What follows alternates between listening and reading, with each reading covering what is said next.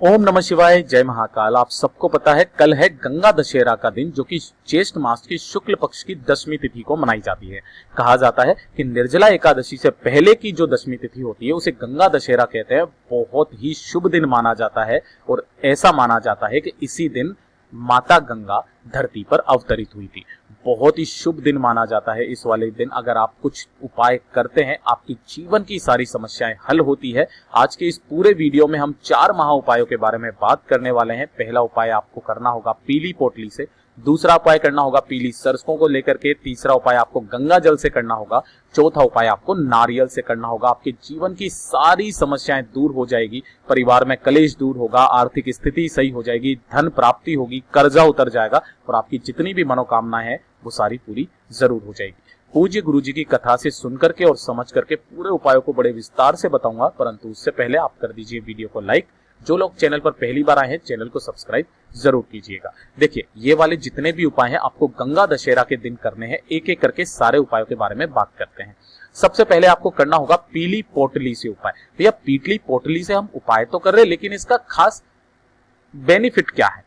जब हमें बेनिफिट पता चलेगा तभी ना करने का मजा आएगा। तो ध्यान से देखना, अगर आपके कर्जा बहुत ज्यादा बढ़ गया है, ठीक है ना, धन कहीं से भी नहीं आ रहा है, धन लक्ष्मी बहुत ही ज्यादा नाराज है, आप जिस व्यापार में आप हाथ डालते हो वो व्यापार ठप हो जाता है, चलता ही नहीं है, धन संबंधी जितनी भी परेशानियां हैं, धन प्राप्ति को लेकर के माता लक्ष्मी जी को प्रसन्न करने के लिए आपको ये वाला उपाय जरूर करना चाहिए। कब करना है? गंगा दशहरा के दिन करना है। और कब करना है? शाम को करना है, ठीक है ना, शाम के समय पर। आपको कब करना है? जैसे शाम के समय पर है ना, लेकिन शाम का समय भी कौन सा? प्रदोष काल का जो समय होता है उस दिन आपको इस तरीके से थोड़ी सी पीली सरसों ले लेनी होगी, ठीक है ना। अब इस पीली सरसों को जैसे ही आप मार्केट से लेकर के आओगे ना तो ये अशुद्ध होगी। आपको इसे गंगा जल से धो लेना है, ठीक है ना, गंगा जल से आपको धो लेना है। और धो लेने के बाद में आपको इस तरीके से एक पीला कपड़ा चाहिए होगा और इस पीले कपड़े के अंदर उसी पीली सरसों को रख करके और उसकी छोटी सी एक पोटली बना लेनी होगी, ठीक है। अरे बना लोगे।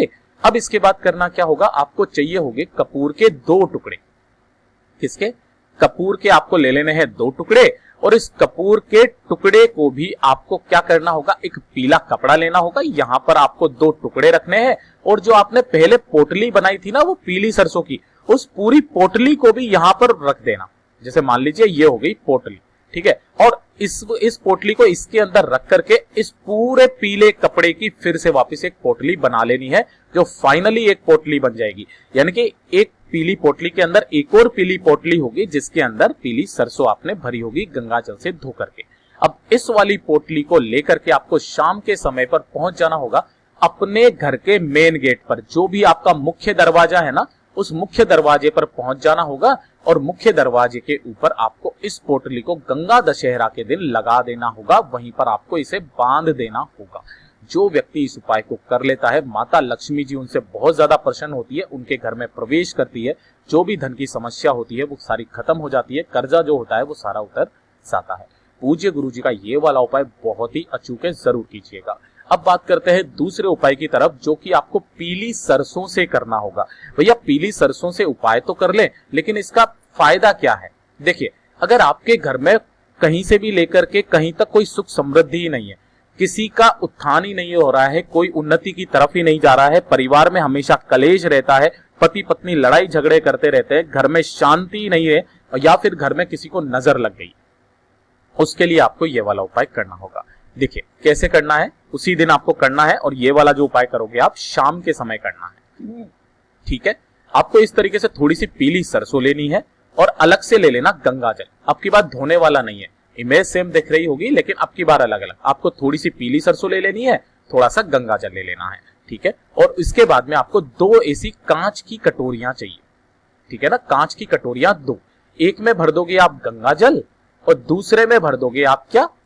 पीली सरसों, ठीक है ना। दूसरी कटोरी में पीली सरसों अलग अलग में, ठीक है। और इन दोनों कटोरियों को उठा करके आप देखिएगा आपके घर का ईशान कोण कौन सा है। अब काफी लोगों को नहीं पता ईशान कोण कैसा होता है। देखिए, जैसे मान लीजिए यह है पूर्व दिशा, यह है पश्चिम दिशा, यह है उत्तर दिशा और यह है दक्षिण दिशा। तो जो उत्तर पूर्व का जो बीच का हिस्सा होता है ना, इसे हम लोग ईशान कोण कहते हैं, ठीक है। और इस ईशान कोण के अंदर आपको यहाँ पर उन दोनों कटोरियों को रख देना होगा अपनी कामना कहते हुए। यकीन मानिए इससे आपके घर के जितने भी दोष होते हैं वो खत्म होते हैं, परिवार में सुख समृद्धि आती है, साथ ही साथ परिवार में कलेश खत्म होता है, पति पत्नी के बीच में प्रेम बढ़ता है और घर में शांति का अनुभव होता है। अगर किसी को नजर लग गई है तो वो नजर भी उतर जाती है, पूरी नेगेटिव एनर्जी बाहर चली जाती है। इसके अलावा मैं आपको एक उपाय और बता सकता हूं कि आप किसी भी चांदी या स्टील की कटोरी के अंदर थोड़ा सा कपूर जला करके और उसके अंदर पीली सरसों डाल करके आपको उसका धुआं अपने पूरे घर में अगर आप कर दोगे, इससे भी आपके घर की सारी नेगेटिव एनर्जी बाहर जरूर चली जाती है। तो गुरुजी का ये हो गया दूसरा उपाय। अब बात करते हैं तीसरे उपाय की तरफ, जो कि आपको गंगा जल से करना होगा। बहुत ही अचूक उपाय है भैया, गंगा जल से कर तो ले, लेकिन इसका फायदा क्या है देखिए ध्यान से। इसका फायदा यह है कि अगर आप किसी भी कार्य की शुरुआत करते हैं और शुरुआत में आपको सफलता प्राप्ति नहीं होती, आप जिस कार्य में हाथ डालते हो आपको सफलता ही प्राप्त नहीं होती है, व्यापार भी ठप हो रहा है, बहुत ही ज्यादा नुकसान अगर चल रहा है, तब आपको ये वाला उपाय करना होगा। आप जिस कार्य में हाथ डालोगे आपका वो कार्य सफल होगा ही होगा, चाहे वो कोर्ट कचहरी का काम हो, चाहे किस जमीन संबंधित कार्य हो, या फिर आपके बंटवारे वगैरह को लेकर के कोई सा भी कार्य सिद्धि हो, आपके हाथों से जो भी होगा सफल जरूर होगा। देखिए किस दिन करना है, गंगा दशहरा के दिन उपाय करना है। गुरुदेव ने बताया था गंगा दशहरा अगर दूर है तो आप ये वाला उपाय किसी भी दिन कर सकते हैं। आपके घर में इस तरीके से कोई सा भी एक सिक्का तो मिल ही जाएगा, या तो 1 रुपए का मिल जाए तो ठीक, 2 रुपए का मिल जाए तो ठीक, 5 रुपए का मिल जाए तो ठीक, या 10 रुपए का मिल जाए तो ठीक। कोई सा भी एक सिक्का ले लेना है और एक स्टील की कटोरी ले लेनी है। इस स्टील की कटोरी के अंदर आपको डालना होगा थोड़ा सा गंगा जल, ठीक है ना। गंगा जल से आप भर दोगे और जो आपने एक सिक्का लिया है कोई सा भी, उस एक सिक्के को भी आप इसी के अंदर डाल देना और इस कटोरी को उठा करके आपको चले जाना होगा अपने रसोई घर में, ठीक है ना। अब ध्यान देना, रसोई घर के अंदर एक स्थान होता है जहां पर पानी पीने का स्थान होता है, जहां मटका वगैरह रखा हुआ रहता है। अब आप बोलेंगे कि मटका हमारे यहाँ पर तो नहीं है, हम तो आरओ से पीते हैं। तो पानी पीने का जो स्थान होता है उसी जगह पर वो होता है स्थान पितरों का। तो पितरों के स्थान के पास में आपको उसी कटोरी को रख देना है। अब उसके बाद में ध्यान से सुनिएगा, जब भी आप किसी भी कार्य के लिए जाएं तो इस कटोरी में से थोड़ा सा गंगा जल लेकर के अपने दोनों आंखों पर लगा करके उस कार्य के लिए निकल जाइएगा। देखिएगा मेरा देव आदिदेव महादेव आपकी जो भी कार्य होगा वो सफल जरूर हो जाएगा। बहुत ही अचूक उपाय है, ठीक है। अब चलते हैं आज के लास्ट उपाय की तरफ, जो कि सबसे ज्यादा खास होने वाला है। आपकी जो भी मनोकामना होगी वो पूरी जरूर होगी। मात्र नारियल का आपको ये वाला उपाय करना होगा। किस दिन करना है, गंगा दशहरा के दिन करना है। और किस समय करना है, सुबह के समय करना है, ठीक है ना। ध्यान से देखना, समझने की कोशिश करना। सुबह भी समय बताया गुरुदेव ने, सूर्योदय जब होता है उसके 1 घंटे के अंदर अंदर। ध्यान देना, आपको इस तरीके से काला धागा चाहिए होगा, ठीक है ना। कितना चाहिए ध्यान देना, सबसे पहले तो ये सूती होना चाहिए, रेशमी नहीं होना चाहिए, ठीक है ना। आपकी जितनी भी लंबाई है आपको अपनी लंबाई के बराबर का आपको काला धागा ले लेना होगा। अगर आपकी लंबाई 170 सेंटीमीटर है तो 170 सेंटीमीटर ले लो, 165 सेंटीमीटर है तो 165 सेंटीमीटर ले लो। कहने का मतलब यह है आपकी जो भी लंबाई है उसके बराबर का आपको काला धागा ले लेना है और एक जटा वाला नारियल लेकर के आपको उसके ऊपर इसको लपेट देना है, ठीक है ना। अब सुबह के समय आप इस नारियल को लेकर के पहुंच जाना महादेव जी के मंदिर शिवलिंग के पास।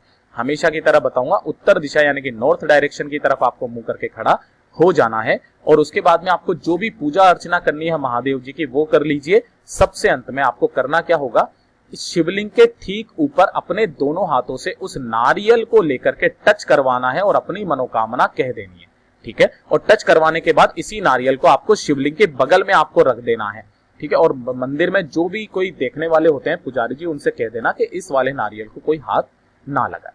फिर आपको जैसे ही घर पे जब वापस आ जाओगे, अब घर पे वापस आने के बाद में जब प्रदोष काल आए यानी कि शाम का समय आए, तो शाम को वापस आपको मंदिर जाना होगा। यहां पर जो आपने नारियल रखा था उस नारियल को उठा लेना होगा और उठा करके अपनी मनोकामना कहते हुए किसी भी बहते हुए जल में प्रवाहित कर देना है। बस छोटा सा उपाय आपको करना है, आपकी जो भी मनोकामना होगी वो पूरी जरूर होगी। गंगा दशहरा के दिन जो व्यक्ति इन उपायों को कर लेता है उसकी सारी मनोकामनाएं पूरी जरूर होती है। वीडियो पसंद आया हो तो वीडियो को कर दीजिए लाइक। चैनल को जो भी लोग पहली बार आए हैं सब्सक्राइब करके महादेव जी का कोई सा भी प्यारा नाम कमेंट बॉक्स में लिखना मत भूलिएगा।